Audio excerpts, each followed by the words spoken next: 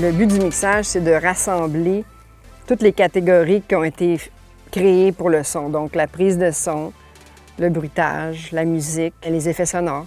Donc, en salle de mix, on est la personne qui serait responsable de prendre toutes ces catégories-là et de les mélanger pour faire une trame sonore qui s'écoute dans une salle de cinéma. On a un côté technique en mixage que les concepteurs sonores ne font pas vraiment. C'est de nettoyer les dialogues, de s'assurer que le son est audible et qu'on peut faire quelque chose avec. Est-ce que c'est assez fort? Est-ce que c'est trop sale? Est-ce que le signal est trop endommagé? Nous, on s'occupe de s'assurer qu'on y croit. Donc, que ce soit mettre de la réverbération sur le bruitage, que ce soit...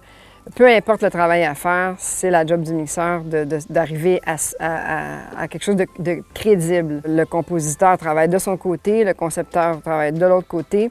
Les deux doivent finir par se rejoindre et la place où ça se rejoint, c'est dans la salle de mix. Il faut ramasser tout ce qui dépasse aussi, tout ce qui est un peu aberrant. Il peut y avoir des effets sonores qui arrivent en mix. On va l'entendre, tout le monde va être dérangé, va être agressé par ça. Donc moi, je vais trouver la bonne formule pour que tout sonne naturel, selon le projet, naturellement. Il ne faut pas qu'on entende la gimmick, la mécanique de la conception. Il faut avoir l'impression qu'on est là. Le mixage, il faut apprendre à tout entendre en même temps et se dire, est-ce qu'il y a une harmonie dans toutes ces couches-là? Il faut, en fin de compte, savoir amener le focus des gens à la bonne place. Puis ça, c'est que ce soit du nivelage, ce qui est le truc principal du mixage, c'est la base, c'est le nivelage.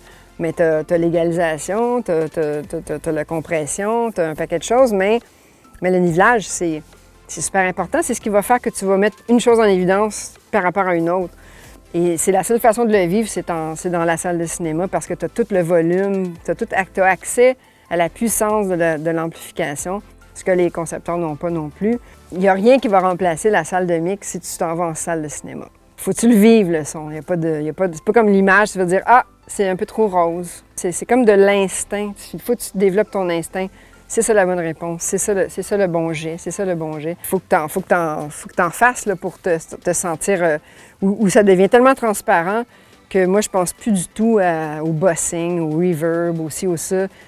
On parle du film. C'est beaucoup d'années quand même d'observation. C'est pas quelque chose qui s'apprend du jour au lendemain comme ça. C'est le fun d'avoir un mentor, parce que sans mentor, on patauge un peu dans n'importe quoi, là, puis on sait pas sur quoi focusser. Faut écouter le plus possible. Faut écouter des films aussi. J'ai fait ça beaucoup. Je mettais un DVD dans la salle de mix, puis j'avais l'impression d'avoir le secret un peu de la recette. Je pense qu'il y a beaucoup de recherches. Il faut rester curieux tout le long, sans arrêt. Faut aimer ça. Faut être passionné. Sinon, parce qu'on peut pas donner la moitié de... Faut pas donner jamais la moitié de son énergie parce que faut pas oublier que les gens ont passé souvent des années à concocter leur film. Les concepteurs et les musiciens, ils ont l'impression de faire ce que ça leur appartient. Le film devient leur film un peu. Et... parce qu'ils passent beaucoup de temps avec, puis ils ont leur propre vision de ce que ça devrait être, puis comment ça devrait sonner, puis comment ça devrait être véhiculé. Puis ces gens-là, bien, des fois, ils ont des gros égos, puis il y en a qui essayent de tirer la couverte.